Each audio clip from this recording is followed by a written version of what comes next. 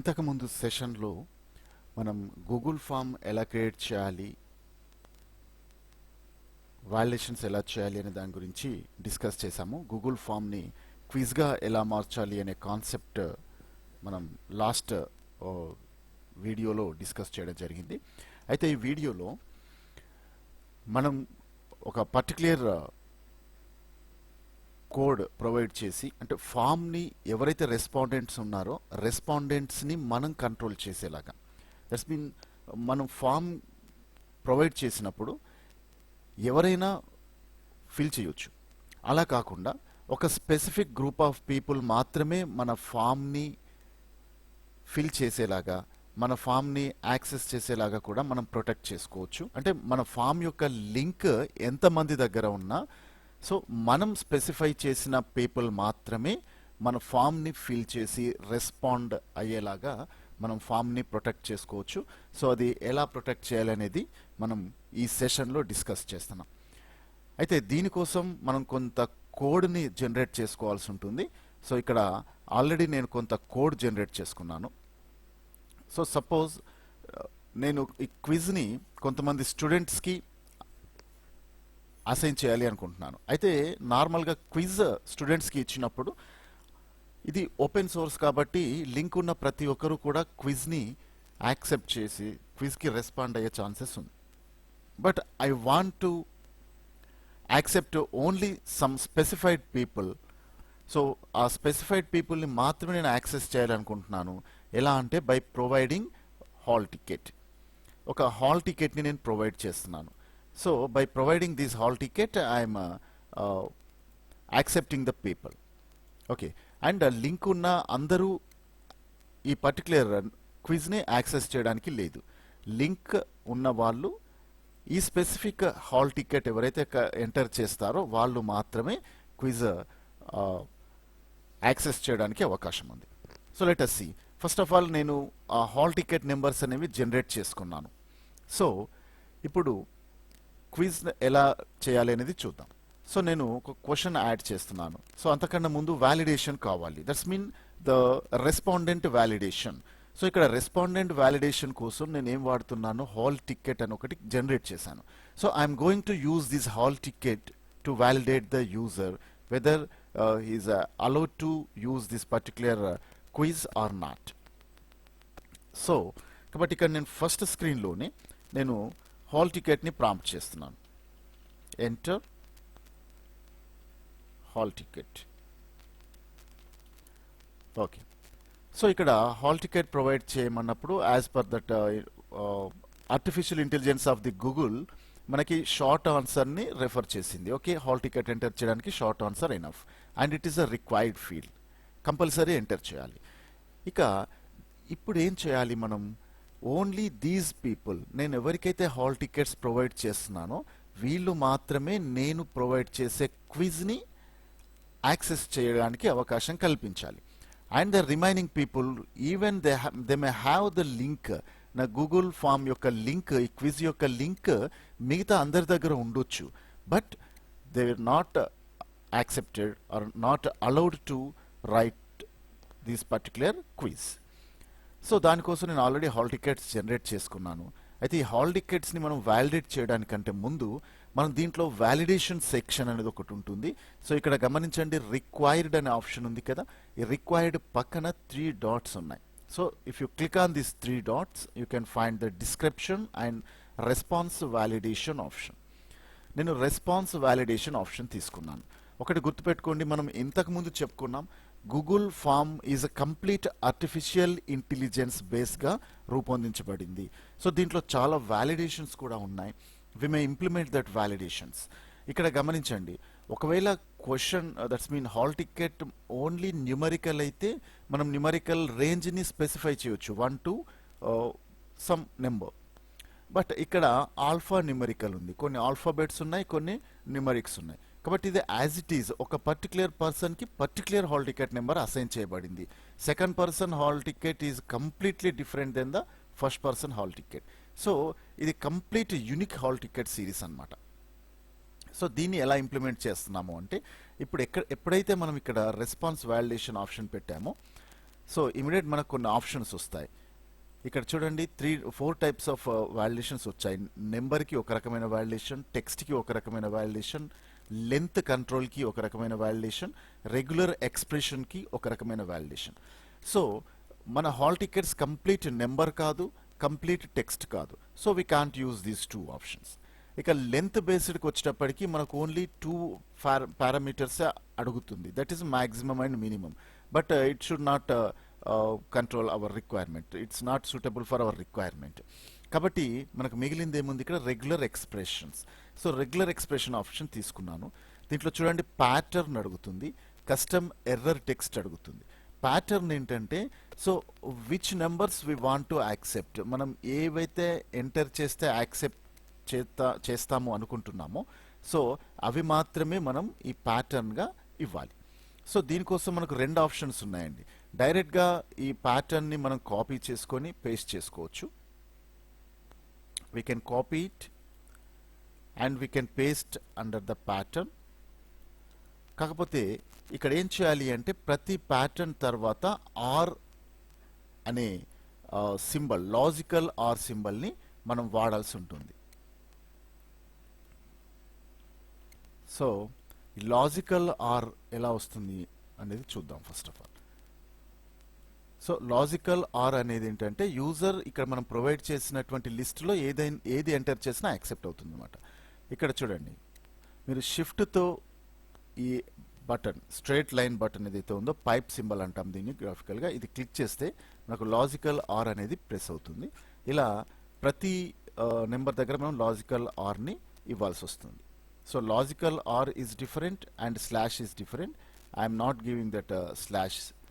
Shift and slash నొక్కేస్తే మనకి logical or symbol వస్తుంది.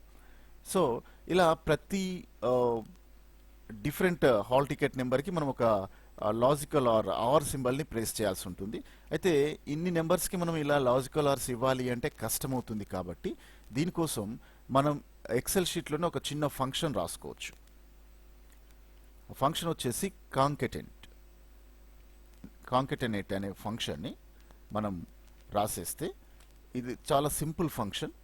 కాంకెటనేట్ టెక్స్ట్ మనం ఏదైతే ఉందో అది సెలెక్ట్ చేసుకున్నాం, B2 కామా, ఇక్కడ ఒక పైప్ సింబల్ ఇస్తున్నాం. అంటే మనకి ఏ ప్యాటర్న్ రావాలి అనుకుంటున్నామో ప్యాటర్న్ని డిజైన్ చేస్తున్నాం. ఫస్ట్ టైం ఇలా ఇవ్వండి, సెకండ్ టైం మళ్ళీ సేమ్ కాంకెటనేట్ బ్రాకెట్ స్టార్ట్. ఇప్పుడు ఫస్ట్ మనం ఏదైతే చేసుకున్నామో ఇక్కడ పైన ఒకటి జనరేట్ అయిన వాల్యూ కామా, ఇప్పుడు ఇక్కడ ఉన్న సెకండ్ వాల్యూ, జనరేట్ అయిన value comma, second value comma, మళ్ళీ ఇక్కడ ఒక పైప్ సింబల్ ఇచ్చాం, క్లోజ్ చేసాం. ఇప్పుడు చూడండి 2 వస్తుంది. నా దీన్ని మనం కాపీ చేసేసి ఈ కింది వరకు పేస్ట్ చేసుకుంటే సరిపోతుంది. సో చూడండి, ఇప్పుడు టోటల్ ఎన్ని నేమ్స్ అయితే ఇక్కడ ఉన్నాయో అన్ని నేమ్స్ మనకి ఇక్కడ ప్రతి నేమ్ పక్కన ఆర్ సింబల్ అనేది యాడ్ అయిపోవడం జరిగింది. 2 రకాలుగా, ఇది మీకు కష్టం అనిపిస్తే you can copy these hall ticket numbers directly and paste under pattern. కాకపోతే ఇక్కడ డిఫరెన్స్ ఏం చెప్పుకున్నాము, ప్రతి హాల్ టికెట్ నెంబర్ మధ్యన మనం pipe symbol, that's mean or సింబల్ని యూస్ చేయాలి. సో అక్కడ ప్రతి హాల్ టికెట్ నెంబర్కి ఇలా ఆర్ సింబల్ వచ్చేలాగా మనం మాన్యువల్గా టైప్ చేయాలి. లేదు అనుకుంటే ఈ ఫంక్షన్ కాంకెటనేట్ ఫంక్షన్ ద్వారా మనం క్రియేట్ చేసేయచ్చు. సో ఇప్పుడు దీంట్లో చిట్ట చివరి ఫంక్షన్ వాల్యూ ఏదైతే ఉందో దీన్ని కాపీ చేసుకోండి. Don't select the first one. First దాంట్లో ఒకరి హాల్ టికెటే ఉంది. లాస్ట్లో ఏంటంటే ఆల్ హాల్ టికెట్స్, ఇక్కడ అందరి హాల్ టికెట్స్ మనకు కావాల్సిన ప్యాటర్న్లో వచ్చేసాయి. Just select it and go to the Google form and under pattern right click and paste as plain text. Of course మీరు పేస్ట్ అన్న పెద్ద ప్రాబ్లం ఏమి ఉండదు, పేస్ట్ అనొచ్చు లేదా పేస్ట్ యాజ్ ప్లెయిన్ టెక్స్ట్ అని కూడా అనొచ్చు.